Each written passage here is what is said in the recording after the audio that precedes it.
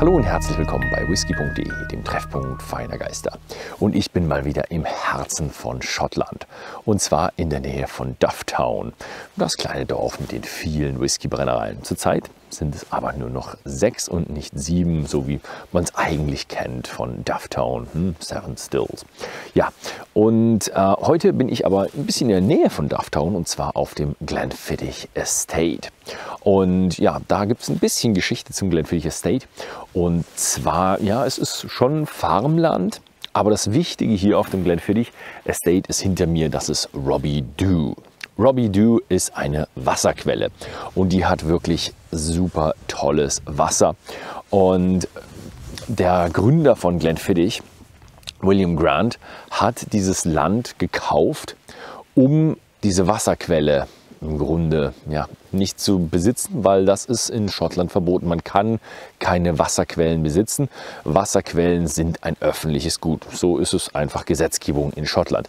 Aber er hat diese Wasserquelle im Grunde geschützt für sich, indem er dieses Land gekauft hat und gesagt hat, dann kann kein anderer hier irgendwas anderes draufbauen, um eine andere Brennerei zu bauen oder noch was anderes, um Wasser zu verbrauchen. Ja, das ist so ein bisschen die Geschichte. Es sind 1200 Acres, also 2200 Hektar Land, die wir haben. Und das Schöne daran ist, alles, was hier angebaut wird an Gerste, wird auch wirklich von den Grants verwendet. Also es geht zu Balvenie, weil die noch Malting Floors haben. Und ja, es wird einfach naturbelassen, dass hier einfach nichts gebaut wird, um das Wasser von Glenfiddich zu schützen.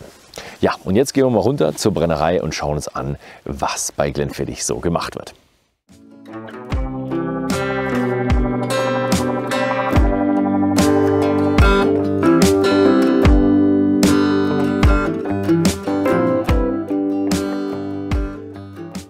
Die Geschichte von Glenfiddich ist eine lange und sehr, sehr interessante Geschichte. Es gibt einen riesigen Stammbaum, den blende ich euch hier mal ein, und fängt alles an mit William Grant. William Grant war der Distillery Manager von Mortlach. Aber er hatte Ambitionen und wollte seine eigene Brennerei gründen. Mortlach ist auch in Dufftown, also sehr, sehr nah. Und ja, er hat dann für ein Glück gehabt, und zwar, er hat so ungefähr 100 Pfund im Jahr verdient. Das war damals schon sehr viel Geld. Und hat dann das alte Equipment von Cardew gekauft, als Johnny Walker die Brennerei gekauft hat und das ganze Equipment erneuert hat. Also hatte er schönes, neues Equipment für circa über 100 Pfund, aber er war mit seinen 7 Söhnen und 2 Töchtern, hatte er schon relativ knapp Geld, weil er seinen Söhnen auch Universitätsausbildung und sehr viel zugekommen hat lassen. Also er hat seine Söhne sehr, sehr stark gefördert. Sehr, sehr starke Familie. Deswegen konnte er sich im Grunde den Bau der Brennerei nicht mehr leisten. Also hat er alle seine Söhne eingeladen und auch Töchter und hat die Brennerei mit ihnen zusammengebaut. Da gibt es dieses schöne Foto hier, wo sie die Brennerei gebaut haben. Natürlich, einige Söhne waren noch wenige Jahre alt und die haben dann halt irgendwie Sandwiches geholt, genauso wie die Töchter, und waren kleine Gehilfen an der Stelle. Der hatte die Brennerei dann aufgebaut, Brennerei lief super. Damals war es aber so, dass eigentlich alles nur mit Blends ging. Und der Blend und die Firma war Paterson. Und wer so ein bisschen mit der Geschichte vertraut ist, kennt die Paterson-Krise. Die war 1892.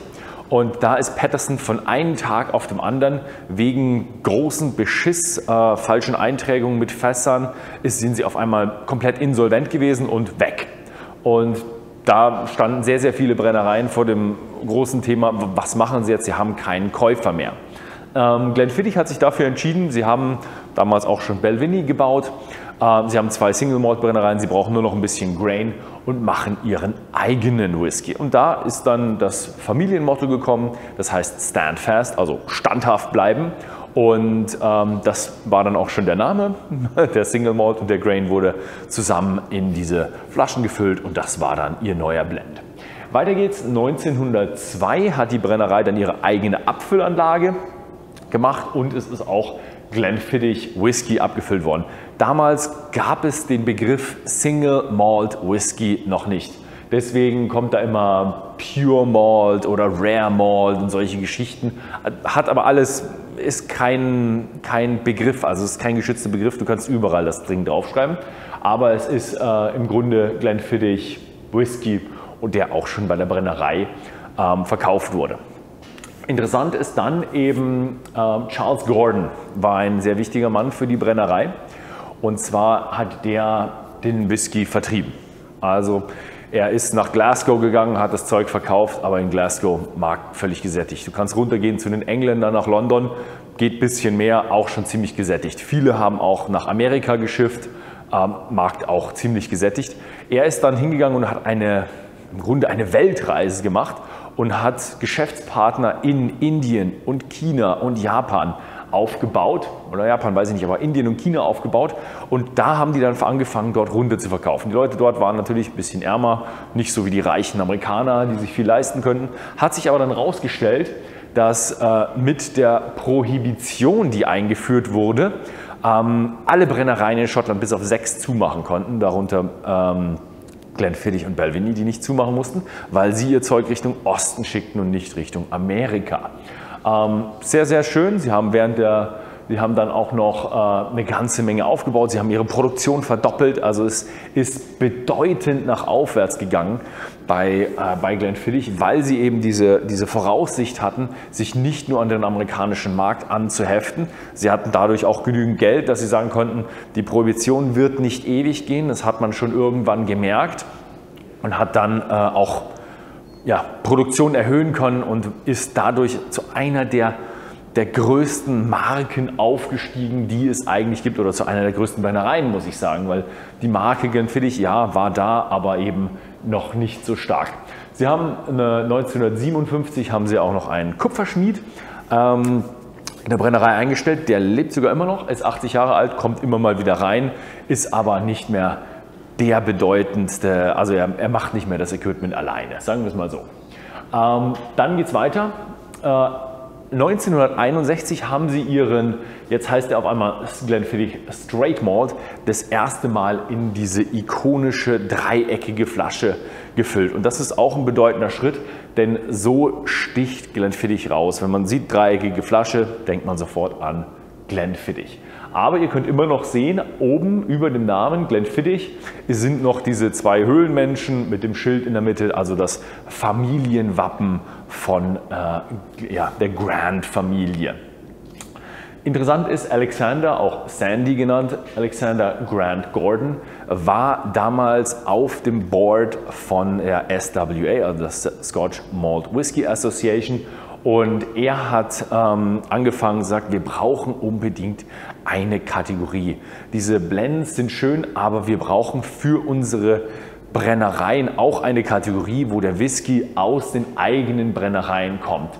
Und hat 1963 den Scotch Single Malt Whisky ins Leben gerufen. Und das ist auch ein sehr, sehr bedeutender Schritt, wie Single Malt Whisky entstanden ist, hängt sehr, sehr stark eben mit Glenfiddich zusammen.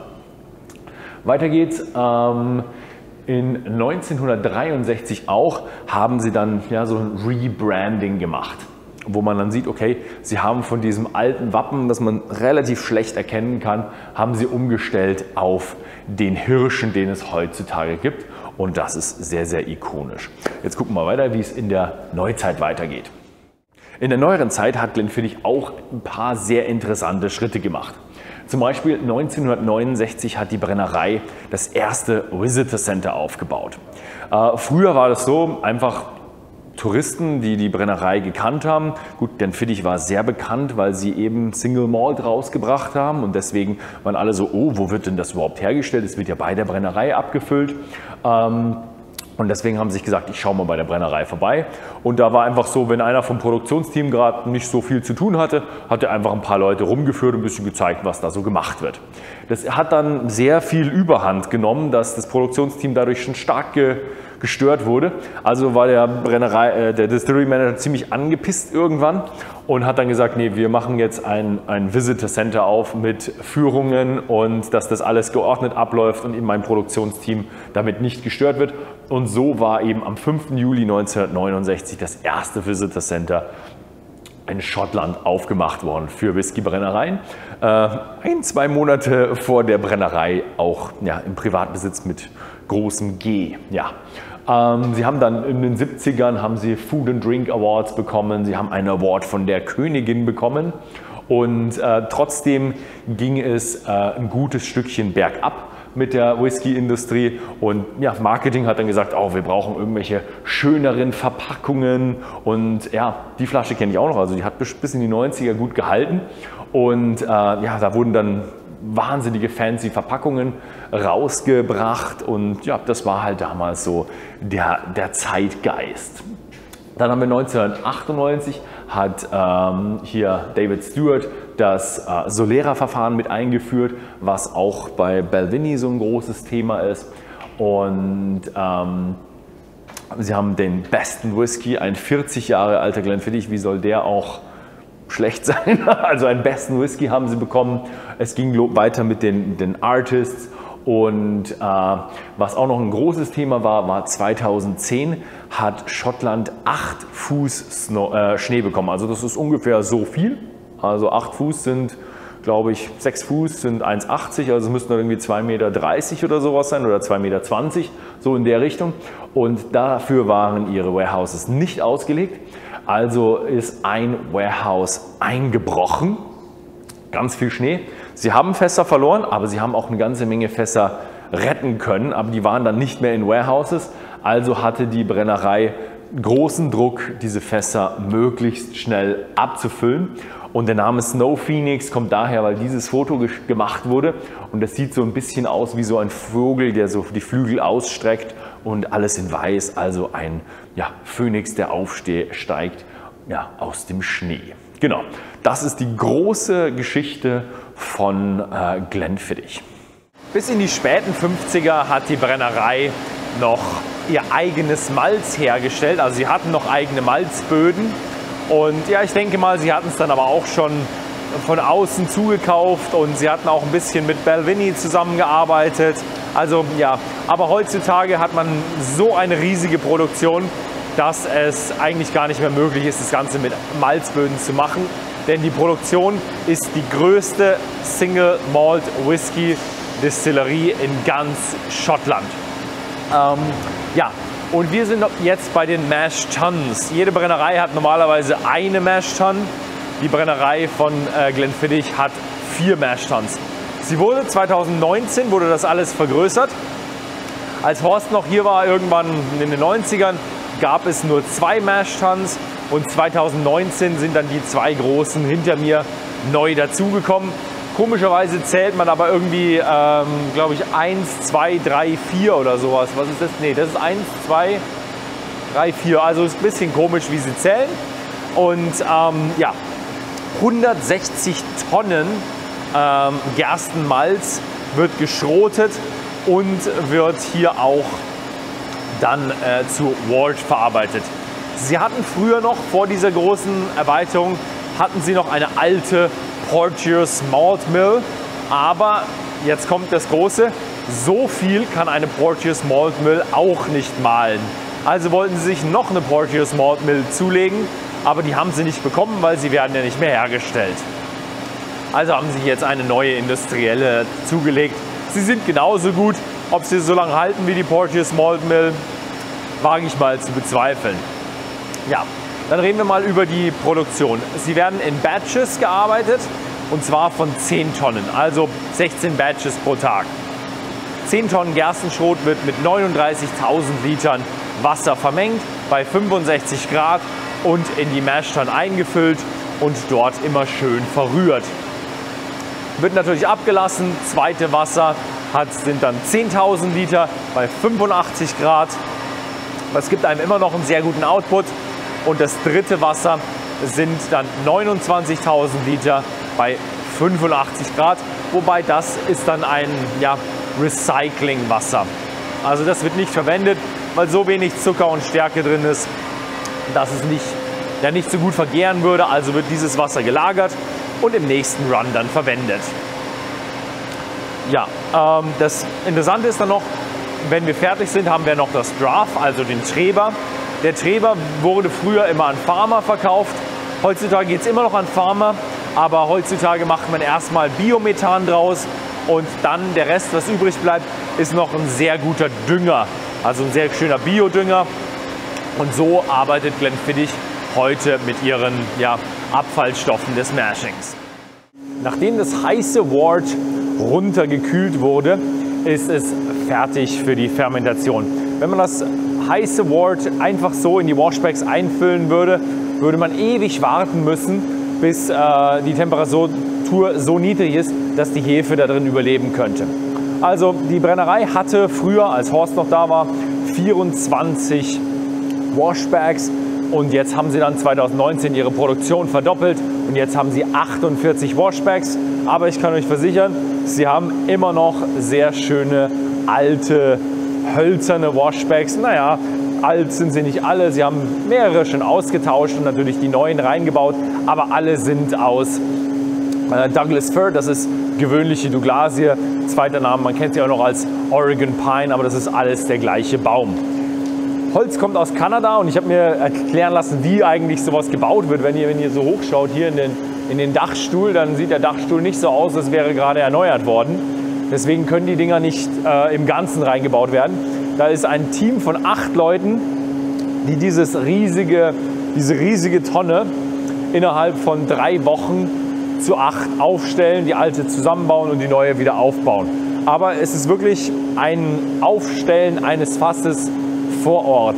Sehr interessant, ich war ja mal bei einer Fassfabrik und da haben sie jedes Fass hat so zwischen 20 und 30 Sekunden gebraucht, um die Dauben außen aufzustellen. Also Wahnsinn, riesiges Fass. Und die werden jetzt mit 40.000 Liter Wort befüllt.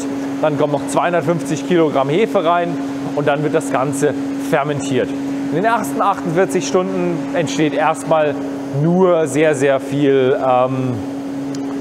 Alkohol und das Ganze brodelt dann sehr stark. Und hier oben hat man diese Rotoren, die dann oben so ein Switcherblade haben und die dann den Schaum niederschlagen. Also man ist da noch recht traditionell, man schlägt den Schaum nieder und nach 48 Stunden beginnt dann etwas, das heißt laktobakterielle Fermentation und da entstehen dann Ester und Geschmäcker und sie haben dann insgesamt 72 Stunden Fermentation und das ist so auf der Skala ist es dann bei fruchtig, da geht es sehr viel um Apfel, Birne, solche Orchard Fruits nennen die Schotten es, also solche verschiedenes Obst, also so grünes Obst und rote Äpfel, solche Geschichten. Das ist das, was man hier abzielt, an Geschmack zu produzieren.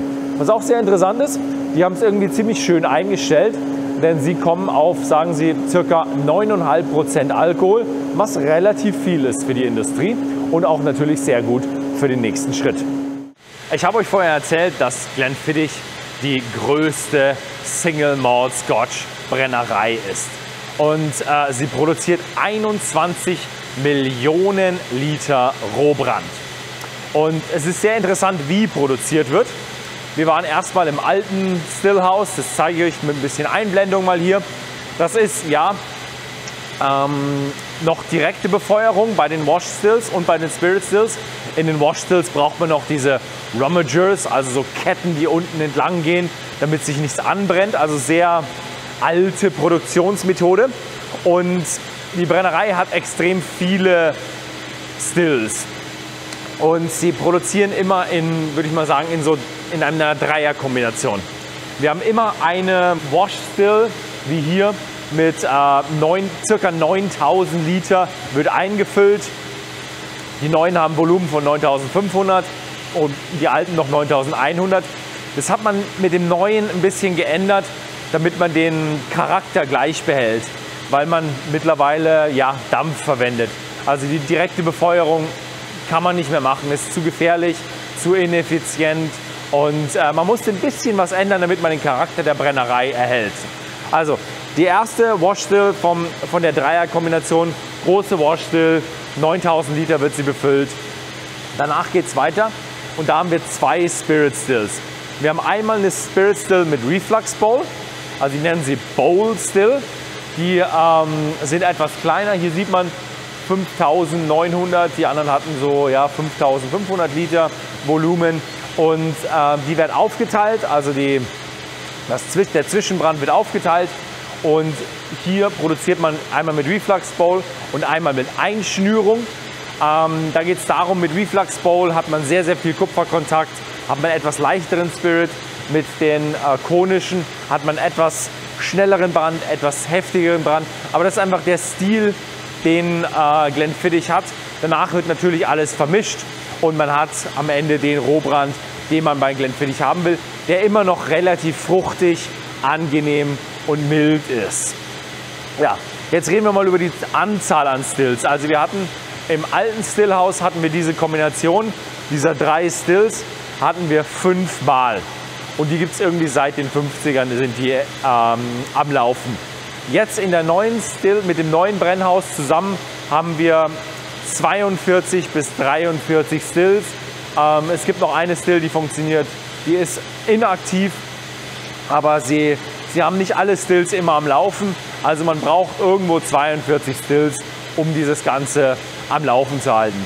Ich habe mich ein bisschen mit ihnen unterhalten, wie sieht es aus? Direkte Befeuerung, hat es Einfluss auf den Geschmack? Nicht. Haben sie gesagt, ja, hat Einfluss auf den Geschmack, aber sie mussten eine ganze Menge ändern. Also um den Geschmack gleich zu behalten, das war ihr großes Ziel, wir müssen Glenfiddich Geschmack beibehalten. Egal ob Direct oder Steam Fired.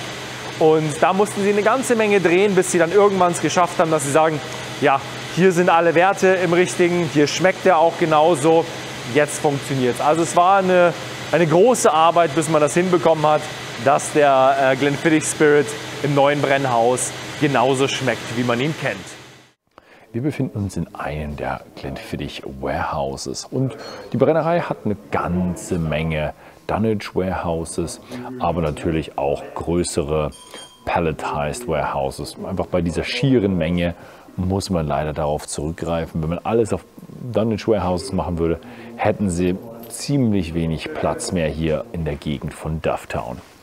Und ja, was sehr interessant ist, Glenfiddich macht ein wenig andere Lagerung. Während viele Brennereien eine normale Standardlagerung haben von 10 oder 12 Jahren und dann meistens noch Finishes drauf machen, ist bei Glenfiddich 95% der Abfüllungen sind Double Maturation. Das heißt, wir haben die Lagerung in normalen Bourbonfässern und wir haben die Lagerung in Sherryfässern und die werden dann zusammen verheiratet, also Marrying heißt das bei ihnen. Das geht einmal in diesen großen Marrying Tanks, diesen 2000 Liter Fässern, die bleiben aber vor Ort. 2000 Liter Fässer bewegt man nicht. Es gibt ja auch ein Gesetz, dass man eigentlich Whisky nicht in mehr als 700 Liter Fässern reifen sollte. Bei den Marrying Tanks geht es nicht um Reifung, viel zu groß, dass da irgendwie noch viel Reifung passiert, sondern da geht es wirklich darum, dass der Whisky sich harmonisiert und verbindet. Sie hatten aber auch früher schon ein System angefangen, das nennen sie Solera-System. Man kennt es aus Spanien, wo man so eine Pyramide hat, füllt im obersten Fass was ein und das geht dann immer so runter und es ist nie leer. Das ist das Besondere daran, dass eigentlich immer etwas von ganz, ganz früher auch mit dabei ist. Und genauso ist es auch bei diesem Solera-Wert Nummer 3. Da wird der 15-Jährige produziert. Der wird immer befüllt zum Verheiraten und dann nur halb entleert und dann wieder befüllt, halb entleert. Früher haben sie es wirklich so gemacht, dass sie dann ihn dort noch für ein paar Monate stehen haben lassen. Das mussten sie ein bisschen kürzer machen, weil einfach zu viel Produktion, zu viel Nachfrage.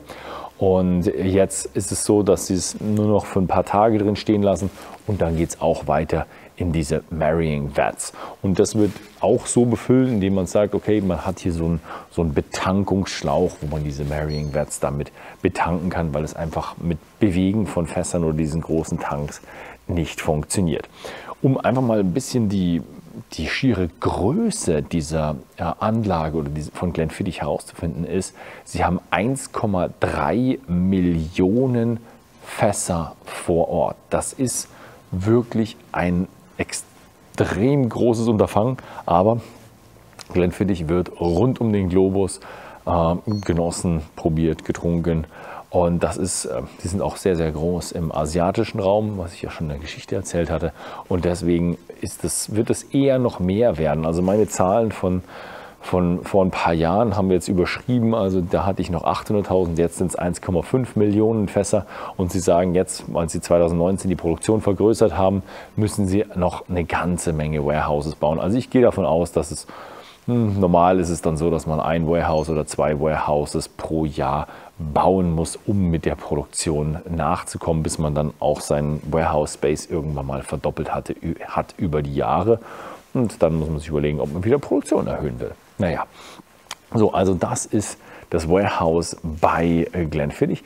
Wir sehen sehr, sehr viele Bourbonfässer, Hogsheads haben sie mir jetzt, also Bourbonfässer, Hogsheads und Sherryfässer sind so ihr größter Anteil, aber wir sehen auch ein paar Firkins, wir sehen viele verschiedene Butts, es gibt ein bisschen Wein, es gibt Rum, es gibt viele verschiedene interessante Experimente, die hier noch laufen. Also die Brennerei ist auch sehr innovativ. Es gibt irgendwo, habe ich ein paar IPA-Fässer gesehen, die erst vor ein paar Jahren legalisiert wurden für die Produktion von Whisky. Also sie sind auch schon interessiert an irgendwelchen Spezialabfüllungen und Experimenten. Ja, das war's mit der Produktion und jetzt geht es ja noch weiter mit einem kleinen Tasting. Ja, das war's mit der Produktion und jetzt probieren wir mal ein bisschen vom Glenfiddich Whisky. So this was it with the production and now let's have a bit of that whiskey. So I'm sitting here with Struan Grand Ralph. Perfect. And you are here, you've been in the whiskey industry for 23 years, so you're definitely not a rookie. And you've been with Glenfiddich for 9 years, so thank you very much for having us at the distillery. Bitteschön. Guten Tag, meine deutsche Freunde, meine Damen und Herren. Ja, ich heiße Struan. Ich komme aus Nordost-Schottland, in der Nähe von Dufftown. Okay. Ja, ich arbeite für Glenfiddich für 9 Jahre. Okay. Und das ist alles meine Deutsch. So we can switch to English. Yeah. So, Struan Grand Ralph. Yeah. Grand. Are you related to William Grant? The wrong Grant. The wrong Grant. So just to give you an idea, in my high school, which is in Forres, very close to where we are now, I would say every 4th person was a Grant. It's a very common, common name. Yeah. So actually this area around Craigellachie is the seat of the clan Grant, and actually if you have a look at any of the old bottles of Grants, or in fact the mirror here, the motto of the Grants is "Stand fast." So it kind of means stand together, essentially. But is it a motto of the Grant family, or was that of the Grant clan? I would say that the family and the clan are all part of one and the same. Okay. And certainly, if you meet any of the family here, they're very proud of that Grant heritage. Okay. And Grant is on my mother's side, and then Ralph, the family name, is on my father's side. Okay, I have seen a lot of double names in the family tree. Yeah. Is that common around here? Yeah, quite often taking the second name from your mum as a middle name, and then the family name comes from dad. From the dad. Okay. Yeah. I was really excited about that family tree and that history. I do love the history of Glenfiddich. It's just a nice family business. So it's very easy to learn. You know, when you sit down to look at different whiskey distilleries in Scotland, normally they've been built sometime in the 1800s, normally Victorian or pre-Victorian. Yeah. And then they normally shut around 1920s, then they get sold in the 1950s, then they get reopened, then they get bought by Diageo, then they get sold to Bacardi, then they get shut again, and then they get open again.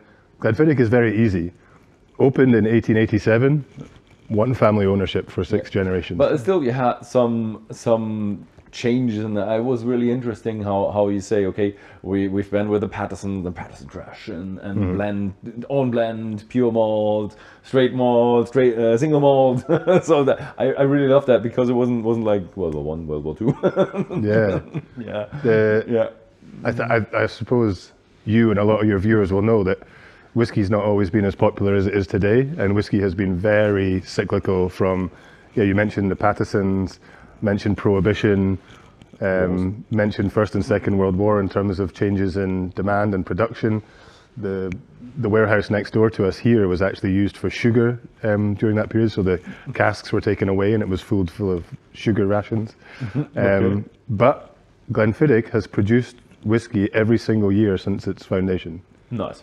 Under the same family, William Grant, Elizabeth Grant, his wife, handed it down to 7 sons and 2 daughters. And from then on, yeah, we're now with the 6th generation, which... Nice. So what are we having today? Glenfiddich. Yeah, but I've seen the bar. There are so many expressions. So what are the 4 expressions for today? I think we thought we would go with the core range, Yeah. the sort of the backbone of Glenfiddich, and no better place to start than with this bottle here. So it's Glenfiddich 12-year-old. Okay. This is a bottle that makes my job very easily. So I obviously travel a lot for work, and Did I mention you're the global brand ambassador? global brand ambassador, yeah. So you represent the brand all over the globe. I try to, yes, try to. Yeah, you can't be everywhere at the same time. No, and we're in about 180 countries with this, so... Ooh, 180 countries. I'm quite fortunate because if you go into the dive bar, the 5-star hotel bar, everything in between, you tend to find this green bottle. And I'm imagining people that are watching a whiskey YouTube channel have tried this already. Yes, yeah, I think everybody who is a bit more into whiskey, or even not, who's a beginner with whiskey, has a Glenfiddich at some point. So that's a good point. It's normally the first whiskey that people have tried in terms of single malt, and it tends to be the one that starts the whiskey journey. Yeah. If it's not us, it's maybe Glenmorangie, Glen Grant, something approachable, Glenkinchie, Balvenie. My first was the Balvenie. Balvenie. Another good place to start, right? But that belongs to you as well. It's classic Speyside. You've been around the distillery today, so you are familiar with this very particular note of apple, pear, sweet flavors, cut grass. So that's the new make style, and then you get a little bit of the age style. I find a lot of the washbacks in there. Yeah. Yeah, you should. Yeah, you really should. We had a lot of smell in the washbacks today. Good. And that was the apple and the pears, I would say. One of the most important places for me in the distillery is the car park behind fermentation. Okay. Because actually we're venting all the air out from fermentation to an area at the back. So if you stand there and smell the air, it's the exact same note. Yeah. So if you ever do see me just standing in the car park smelling the air, I'm working, okay? You're working. It's very serious business. So what is the maturation on this one? Typical Glenfiddich, and that will go across all of these, is going to be about 80% American oak of some kind, and then 20% European. That gives us the style that we want, so it's not overly sherried, it's not overly American oak, so it's not just all vanillas and things like that. What I love about this is there's a flavour that's created on its 3rd day, so 72-hour fermentation at Glenfiddich. There's a flavour that's created then that stays with us for 12 years, which is a lovely thought. Yeah. So we're really not trying to add too much or take too much away from that flavour. We're just trying to mature it, augment it, and yeah, it's... I have to say, with fermentation, you really have it nailed down, because 72 hours, yes, it's a bit longer, but it's not like a few others that have 100 or 110 or something like that, or 90 hours. And you have 9.5% alcohol in your wash, and that nice apple pear flavor. That is a good recipe for fermentation. We'd be expecting to get over 10% on wash. Oh, okay. Maybe not quite this time of year, it's still a bit warm. If you control temperature, we use a liquid Mairi yeast. We control the cleanliness. It's all wooden washbacks, which are slightly more difficult to keep completely sterile, but that does give you some maybe active sites on the wood that can add to the complexity of fermentation. So after 72 hours, we'd expect to get to about 10.1% ABV, which, yeah, 72 hours is maybe longer. I think a lot of distilleries are going for longer fermentation times now, because if you're trying to drive this fruity, estery, complex floral note, you're only going to get it with 3-4 day fermentations. Yeah. I mean, Springbank maybe pushing the boundaries with that, with like, what is that, 145 hours, 150 hours. Springbank was a long time ago for me. Yeah. I think that's now 8 years ago. That's about the length of their fermentations. Yeah. So lovely, very fresh, fruity, nice, gentle smell. So Slange. slange.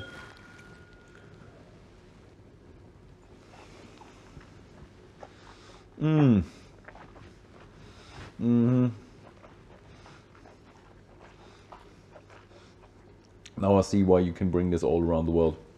This is just a very, very friendly Highland Speyside malt.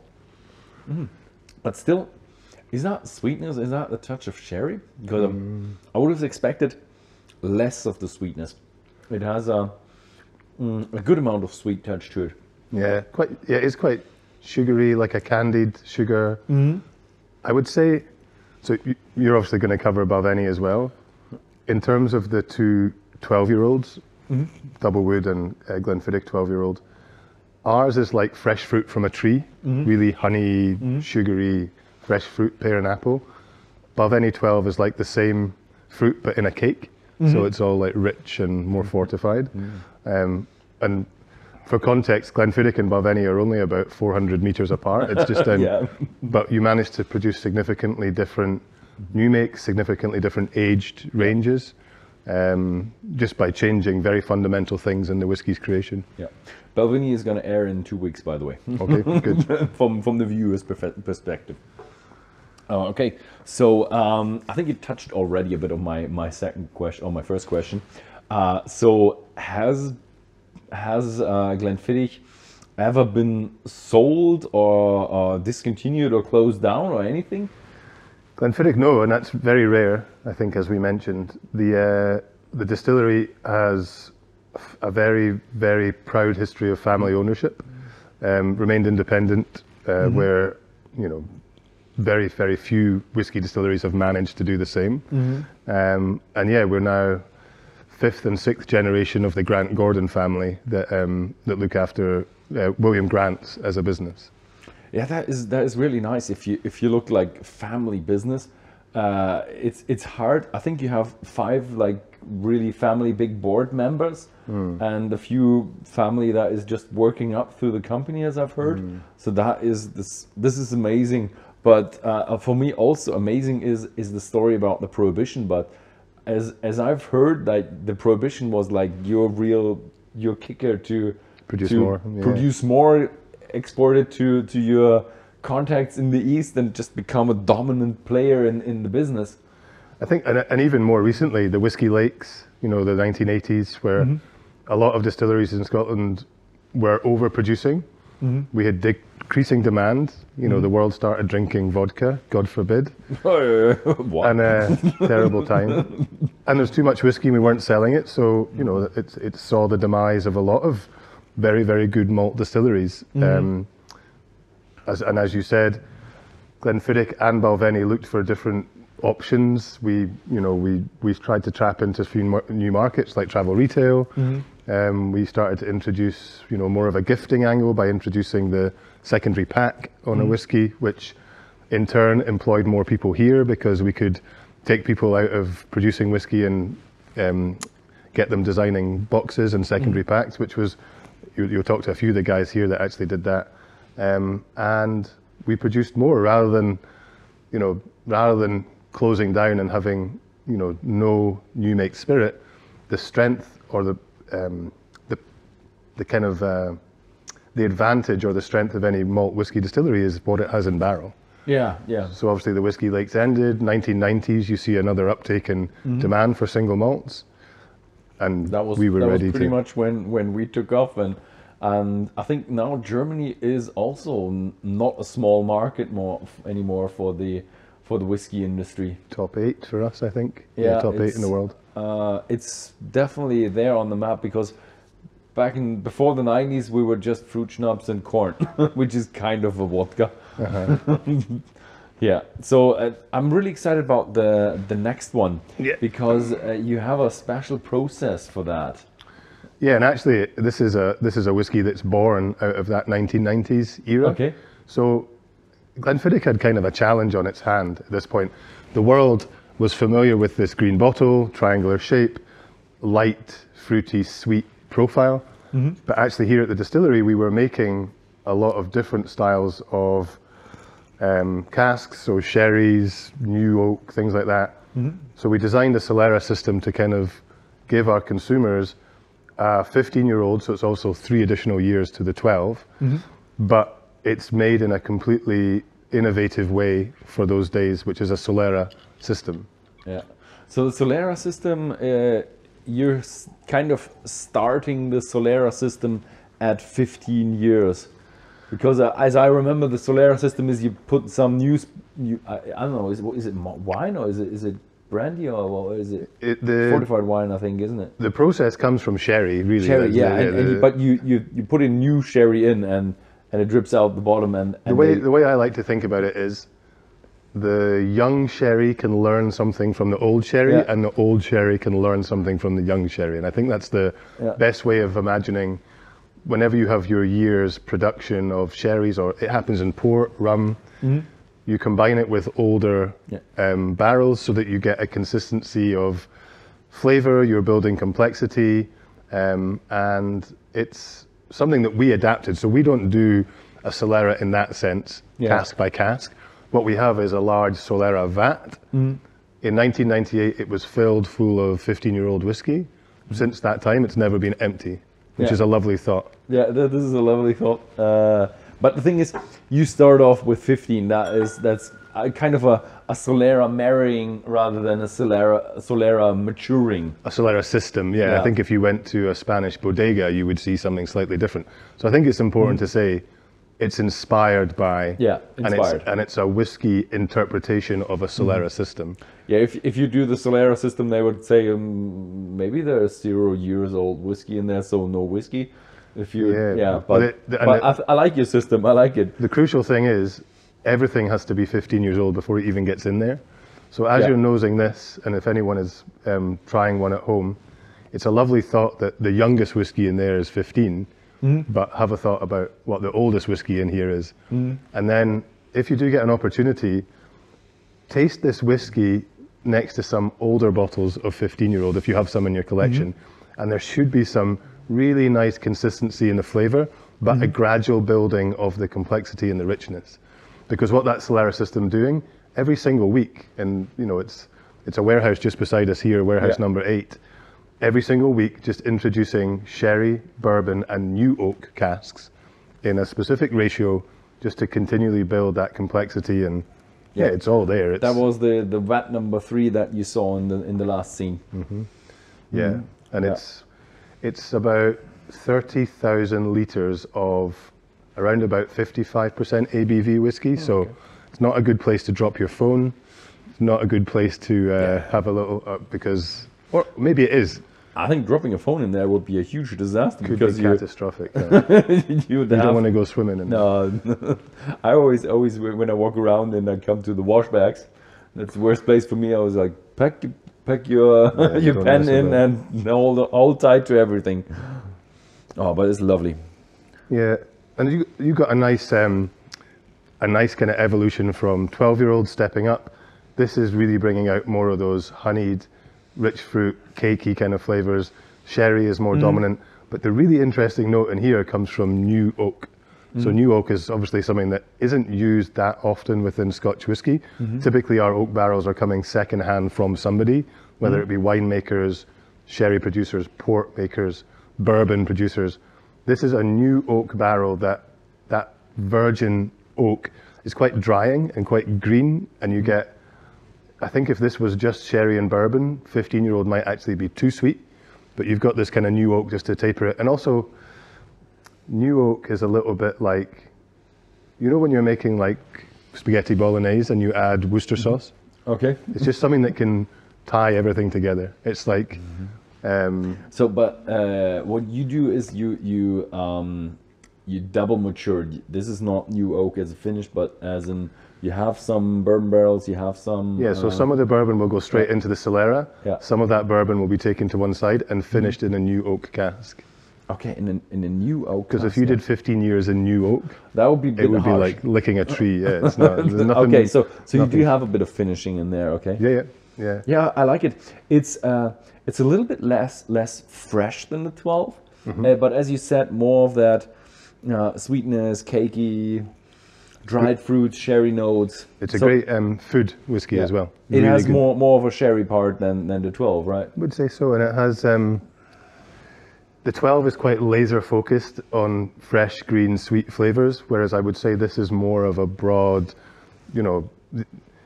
this is a whiskey that I can pour for Isla heads, people that like smoky whiskies, people that like young, fresh, peated whiskies, people that like big, rich, sherried whiskies. I feel like this is one that is what we would call like a crowd pleaser. Yeah.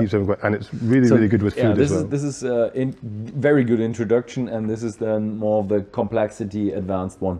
Yeah, I would say it's like graduation and then university. Maybe it's, Okay. try not to, like, obviously over 18 though, by the way, it's important. Yeah. Okay. So Slange. Slange.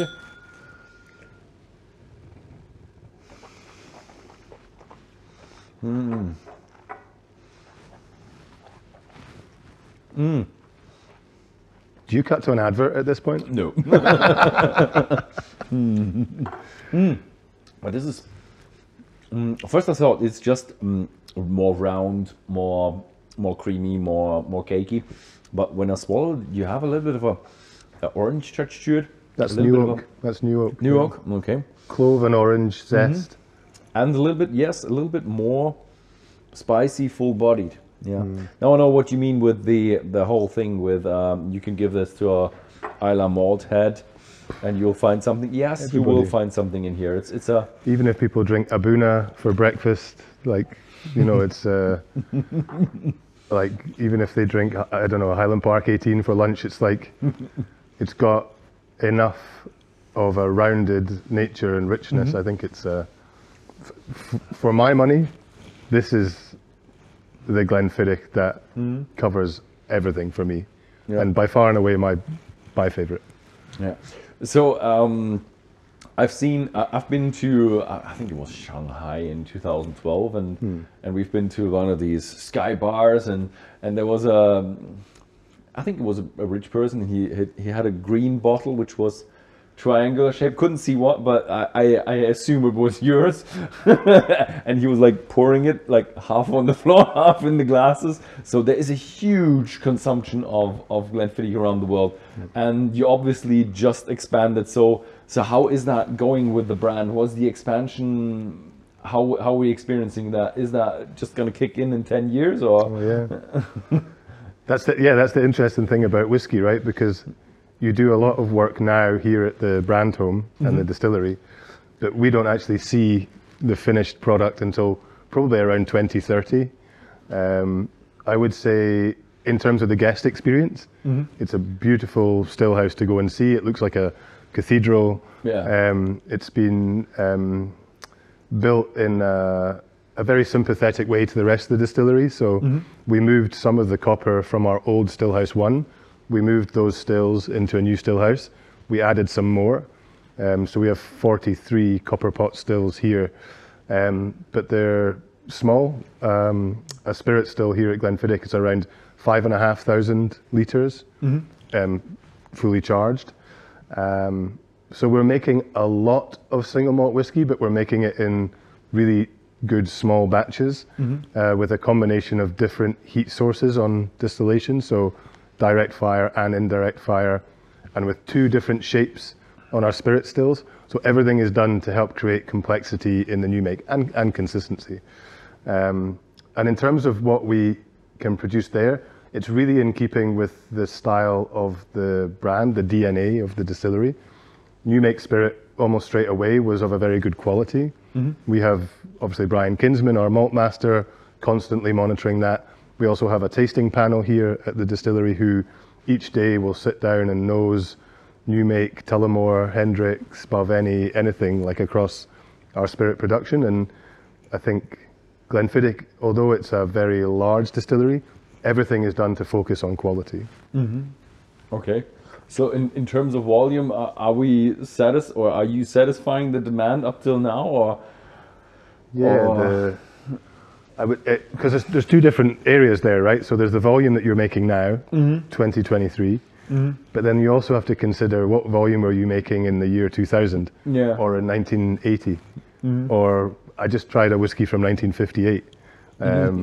So it's an unusual thing with whiskey distilleries where your actual products come from a generation before you. So we would almost see ourselves as customers of whiskey makers that came well before us. So in terms of the future, I feel like the business is making enough to future-proof the brand. But equally, we have a very large selling core range of whiskies in front of us right now, and we have enough to fulfill that demand. Even with your friend in Shanghai pouring it on the floor, I would rather he was pouring it in glasses. But me too. I was a bit like, oh no. There's old people crying in Scotland at that point, like. Yeah, I know. It was just like, oh, come on, this is whiskey. This is not a vodka. But we have I would say, an enviable position in terms of age stock. So if you've been into a few warehouses today, you'll see an incredible array of 1970s, 60s, 50s. There's, if one family owns your distillery for 6 generations, you keep the best stuff, right? Whereas I feel like if your distillery has been bought and sold a few times, and it tends to be the case for Islay distilleries, there's not a lot of old. They've been sold quite a lot. Ardbegg's a great example, right? Bought and sold so many times, and equally, aging very rarely takes place on site on the islands. So once your stock goes off or onto the mainland, and becomes more of a maybe traded commodity, and a lot of these distilleries have been bought and sold by different people. The first thing I would do if I bought a distillery and I've just paid for it is sell some old stock. To get the money back. But if you have one family running one distillery for 136 years, there's never been any need to do it. So. Yeah, because you think more about your children than like short-term liquidity. That's it. Yeah. So the next one is then, if we look at when you produced this, like 2005 then. That is just always, when you look at the numbers, is crazy when you think about when it was actually made. 2005. I was like a child back then. I wasn't. I was not a child. I think I was. Germany was just warming up for a World Cup, weren't they? 2006. Okay, yeah, maybe. Yeah, I'm not such a soccer fan. Glenfiddich 18. Okay. So you're moving into more of a small batch. Actually, a very good way to think about the way these whiskies are made. 12-year-old is about 12% sherried. 18-year-old is about 18% sherried. And Glenfiddich 30-year-old is about 30% sherried. So it's a really easy way to remember. Oh, that is it's not exact, but it's a good way to kind of guide it. And out of all the whiskies that we make on site here, 12, 18 and 30 are made in the exact same way. So it's a small batch ton maturation. So we're taking the whiskies from barrel, disgorging them into tons, and they spend about 6 months marrying in a ton before they go to bottle. I have to say, I've seen a lot of distilleries. I think I might have visited already 250 or 300 distilleries. Wow. But I've rarely seen these marrying tons, like 1 or 2 distilleries, and just for special bottlings. But you have like tons of them. We have tons of tons. Tons of tons. I'm pointing to the side here, but warehouse 6 is next to us right now. Yeah. It's just tons. There's no casks in there. Oh, okay. It's all tons. So this marrying is really a big thing for Glenfiddich. Well, think about this. Yeah. Think about where the Grants and where our malt masters, David Stewart and Brian Kinsman, they built their knowledges making blends. And the one thing about making great blended Scotch is allowing those whiskies to come together before they're bottled and marry. So the best analogy is, if you make really good soup on Monday, it's better on Thursday because all the flavors get a chance to. I don't know if Okay. you're a good cook or not. So, is he a good cook? A good medium, I would say. People are saying you're a good cook. So, flavors and liquids, especially, once they get a chance to really get to know each other, you get more balance, you get more consistency. So, Glenfiddich 18, the process would be 18 years of maturation in bourbon and sherry cask, and then transferred into a Portuguese oak tun for at least 6 months. Ah, okay. So are these tons really old? Yeah, they're old. Okay. They were brought here by the current chairman, his father, and his father recognized, based on making grants stand fast, the blend, all their focus and all their skills and experience, and that goes for David Stewart, malt master at Balvenie for the last 60 years, malt master at Glenfiddich when this was created, 18-year-old. He had learned from blending whiskey that you just give everything a chance to settle and marry. We could take these casks, get them in stainless steel, put them straight to bottling, but then you're left with a whiskey, in my opinion, that doesn't carry the balance. And if there's one thing that Glenfiddich is totally defined by, it's balance, and balance of flavor, the delivery, and staying very true to a classic kind of Glenfiddich style. We don't release sherry bombs, we don't release a lot of very smoky whiskies. What we do is a very consistent core range of really balanced, highly, I would say, precise whiskies. I still do have a bit of that, washbacks. There is a good amount of apple. Pears, a little bit less, so it's not as fresh as the 12. Definitely not. Yeah. And yes, but it shows the age. I really like that. Look at this as a little brother. Yeah, yeah. They're made in the same way. That thing you said about the apple, but if that's a fresh apple from a tree, this is a baked apple with cinnamon and sugar and ice cream. So The thing is, we had a bit of a statistic how people like whiskey, and the perfect age was 18 to 21. yeah, in my opinion, I genuinely, I tried a whiskey today from 1958. Yeah. It's over-oaked. Right? Over-oaked? Over-oaked. Okay. No Yeah. surprise, right? I do like the old ones really, really good, but I think people also consider a little bit the price in there. It also, right, you can spend 50 years in a rubbish cask. Yeah. It's happened. And you can spend 15 years in an absolutely stunning, subtle cask and get incredible flavors. I think, like, for Speyside whiskies, in my opinion, between 15 and 23 years is a very nice sweet spot. Yeah. For highly peated, like Isla whiskies, island whiskies, I think 5 to 12 years old is a very nice sweet spot. I would say my favorite smoky whiskies are all around 10. Okay. And then maybe I think if you have smoky whiskies that are above 20, then the smoke just... well, then just on the gone. other side, Yeah. I mean, you very rarely taste incredibly old Yeah. Bowmores and Ardbegs and Lagavulins. If you do get a chance to try them, old smoke is quite amazing, but It that has is, to be like 30 years in but when the it's phenolics have changed. Much less smoky, I would say. Yeah, because casks also have an influence on phenolics, Yes. whereby they change them. Yeah. And like, I mean, even Craigellachie down the road there, or Bowmore, that classic flavor of like smoky gunpowder pineapple evolves into something very tropical when it gets incredibly old. But I guess it depends what you want from peated drams and what you want from, I mean, we do make peated whiskey here, but we definitely don't have seriously old peated whiskey yet. We started doing it in 2003, so 20 years. So, nice. Sláinte. Slange.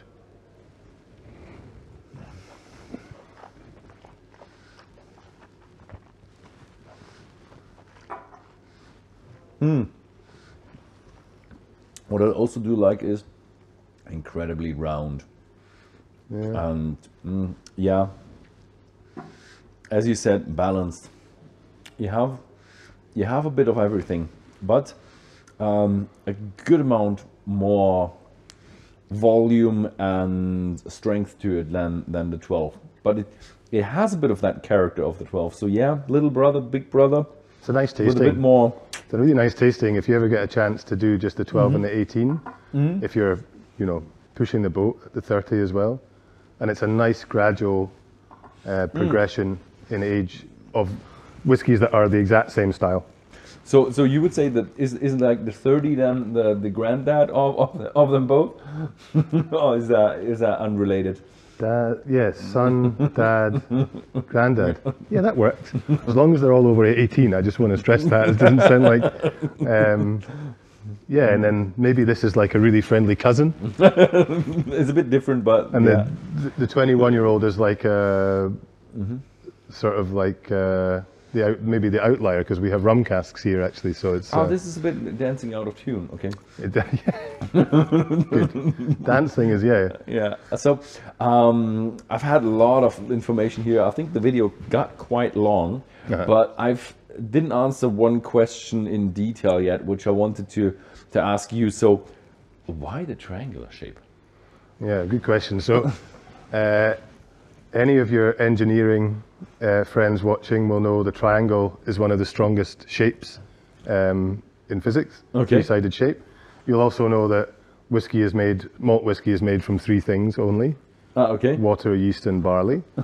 So we're inspired by the fact that you can create all these flavors, not just at our distillery, but over 150 in Scotland now making single malt, all use the same three ingredients, all totally unique. There's something very nice about that. We also have a designer in the 1950s called Hans Schläger, German, and he was also inspired by this, and he liked the fact that when you poured a triangular bottle, it's almost like a handshake. See? You pour it the same way like a handshake. And then they tested it here at the distillery, so we're here in Dufftown. In the late 1950s, they brought triangular bottles up here. Everybody liked it because you could hide it under your bed at night and it would never roll out from underneath. That is a good thing. Oh, it doesn't roll. Done. Forget about it. We're not judging any of you if you have whiskey under your bed right now. So there you go. It's never changed. And I've heard there's that one famous brand with the squared ones, but that was just to store them closer together and make the transport cheaper. That sounds very Scottish, right? I think he was of Scottish descent. For them, it was also, there was more area on the front for branding, right? So they had a square shape, and they put the label an angle, so you have more space for detail, which is quite clever. Oh, that was the Scottish brand. I was thinking about the American brand. Okay, they both start with a J, I believe. Yes. I just tried the Jack single malt. Yeah. Oh, I have that yet. Yeah.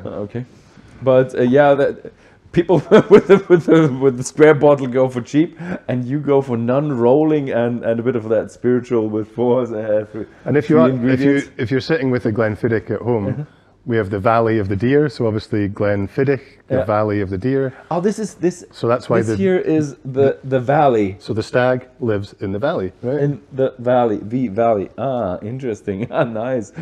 You learn something new every day. Well, I hope so. Do we have time to try 21? Yeah, sure. You're going to edit this right down. Oh, this is going to be a long one, but not the longest one. You're quite a talkative person, but not the most talkative person on the world. But it's nice. So this is a bit different shape. Is that just because it's a... Yeah, we're going into the next range of Glenfiddich here, which is known as the Grand range. So it's just a sort of bigger, thicker bottle. Glass is a bit thicker. This is the Grand Reserva. So this is a rum cask. A rum cask. Interesting. It's a bit of a dry cork. Okay. You like the label on the back? Tramming on. Is that only because of tax or? It just means that these bottles have been earmarked for dramming at the distillery. That's what it means. Yeah. So. It's the first cask finish that we're trying here. So finished for a minimum of 6 months in Caribbean rum casks.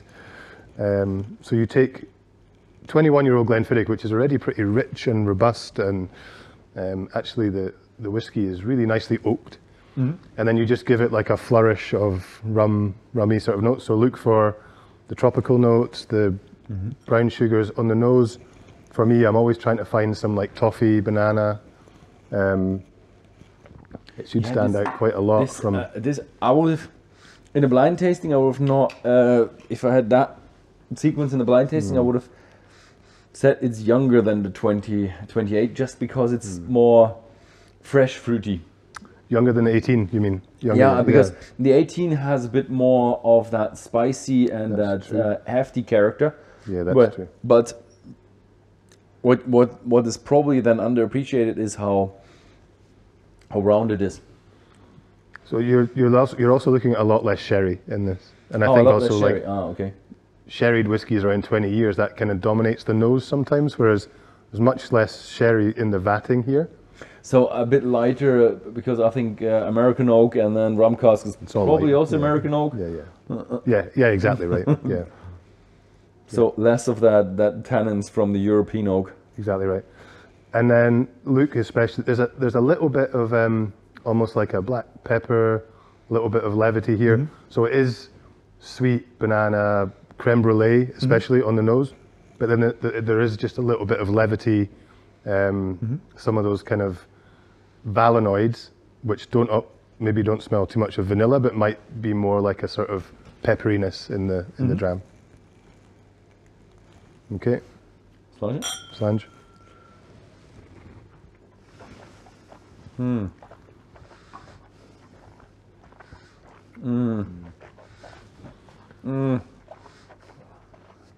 think there's a problem because of it's getting into dangerous territory because it's so easy to drink. Yeah, this is the this is a bit so like when you pour too much, you will have too much.